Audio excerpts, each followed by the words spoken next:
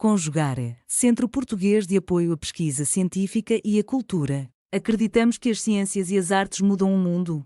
O conhecimento transforma, e isso nos motiva. Jornada Internacional de Iniciação Científica e Extensão Universitária, GICEL 2025, realização dias 25, 26 e 27 de novembro. Olá, pessoal. Meu nome é Giselda Tavares de Araújo. Sou fisioterapeuta formada pela Universidade Federal Triângulo Mineiro. Vou apresentar o trabalho titulado Manejo da Oxigenoterapia na intoxicação por monóxido de carbono nas primeiras 24 horas, Scope Review, elaborada junto com os coautores Lucas de Oliveira Cândido e Priscila Flávia de Mello, desenvolvido durante o programa de residência e terapia intensiva da Escola de Saúde Pública do Distrito Federal e orientado aí pela professora doutora Elaine Leonese Guimarães. A intoxicação por monóxido de carbono ela apresenta uma alta morbimortalidade mundial, especialmente em vítimas de queimadura com inalação de fumaça.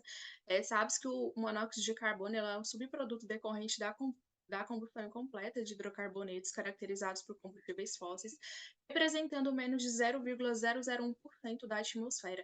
É encontrado em veículos motorizados, em aquecedores e geradores movidos a gás, grelhadores a carvão aí, em maior proporção na exposição à fumaça, seja ela de forma acidental ou intencional. Sendo assim, então, o objetivo do nosso estudo foi identificar, analisar e sintetizar o manejo da oxigenoterapia nas primeiras 24 horas após a intoxicação por monóxido de carbono.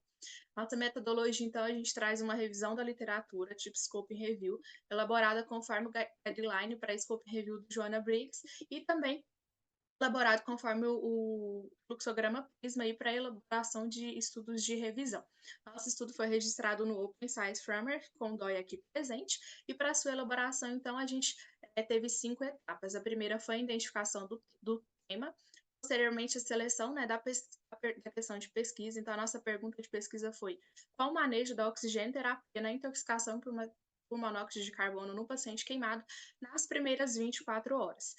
Posteriormente, então, definida a seleção a pergunta de pesquisa, né, a gente fez a pesquisa para identificação dos estudos relevantes, posteriormente, seleção de estudos, mapeamento dos dados, coleta, resumo e relato dos resultados. No quadro 1, então, a gente traz, né, as estratégias e os resultados das buscas realizadas nas bases de dados. Utilizamos 3 estratégias de buscas, fizemos as buscas aí em sete bases de dados, sendo elas a PubMed, a Web of Science, a ScienceDirect, a Cielo, a Scopus, a Cochrane e a BVS. Aqui no fluxograma Prisma, né, a gente traz, então, a seleção dos estudos aí desenvolvido durante o nosso trabalho. A nossa pesquisa inicial, então, com as 3 estratégias de buscas. Nas 7 bases de dados, a gente conseguiu identificar 1.100 registros aí. Posteriormente, né, após a seleção aí de estudos duplicados, a gente fez a seleção, 372 foram excluídos. Após a próxima etapa, né, participaram 728 registros. Desses, 697 foram excluídos na seleção por título e resumo, por não responder a pergunta de pesquisa.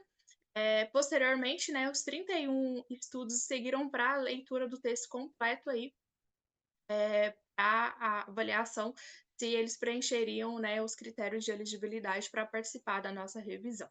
Nesse momento, então, 22 estudos foram excluídos por não apresentarem, né, uma boa resposta à nossa pergunta de pesquisa e, posteriormente, então, foram incluídos na revisão 9 estudos.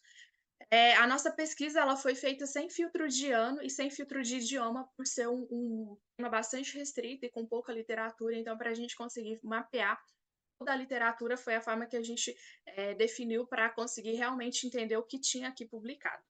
Dos nossos 9 estudos, né, incluídos na revisão, 2 foram estudos retrospectivos, um guideline, 5 revisões e um estudo de coorte retrospectivo.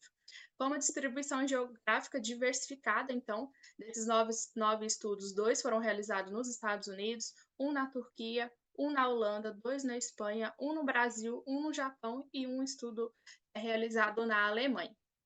A gente sabe que a intoxicação por monóxido de carbono ela pode causar complicações neurológicas e respiratórias letais. Em concentrações elevadas na corrente sanguínea, o monóxido de carbono ele compromete o transporte de oxigênio e ele intensifica a anóxia tecidual. Nesse momento, então, a oxigenoterapia, né, especialmente em altas concentrações, ela se torna uma terapia aí amplamente reconhecida, né, necessária como uma intervenção crucial no manejo de pacientes com intoxicação pelo monóxido de carbono. Então, durante a intoxicação, né, a gente tem aqui que o monóxido de carbono ele tem uma afinidade 240 vezes maior pela hemoglobina do que o oxigênio. Então, se formam moléculas de carboxihemoglobina aí, um composto estável, e isso diminui a afinidade do oxigênio pela hemoglobina. Então, mais moléculas de carboxihemoglobina menos oxigênio resulta, né, em uma anóxia tecidual, menos tecido aí sendo oxigenado.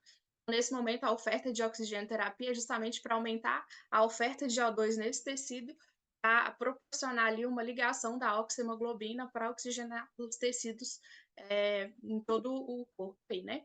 O estudo, né, do Vivol et al. Em 2016, ele indica que a avaliação inicial e o manejo dos pacientes críticos queimados deve incluir uma abordagem sistemática, a identificação de lesões respiratórias e para a identificação também de lesão por inalação. Algum desses sinais seria a expectoração carbonácea, os faciais ou nasais queimados, queimaduras faciais, edema orofaríngeo, alterações vocais ou alteração de estado mental.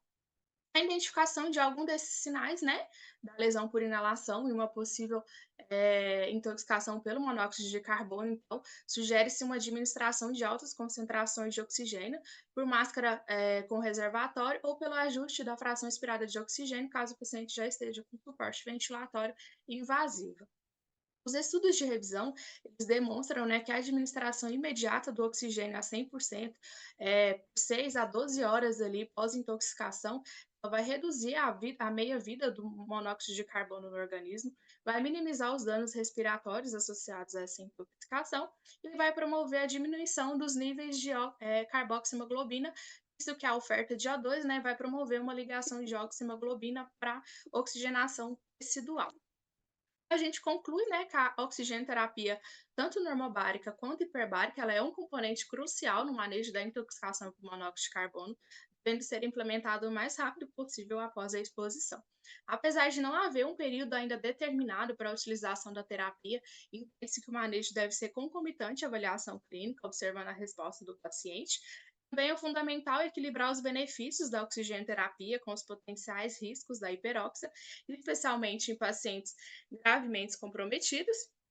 E a gente ressalta, né, a ausência de ensaios clínicos controlados aí, bem como de protocolos padronizados e validados, visto que a gente não encontrou, a gente sentiu falta, né, desses estudos aí durante a nossa pesquisa, e esses estudos eles são essenciais para otimizar a assistência clínica aí baseada em evidências. Aqui estão as referências, aqui está meu contato, fico à disposição. Obrigada. Realização: Conjugare, Centro Português de Apoio à Pesquisa Científica e à Cultura. Apoio: Editora Cravo. Inscreva-se no canal, comente, curta e compartilhe. Obrigado por assistir.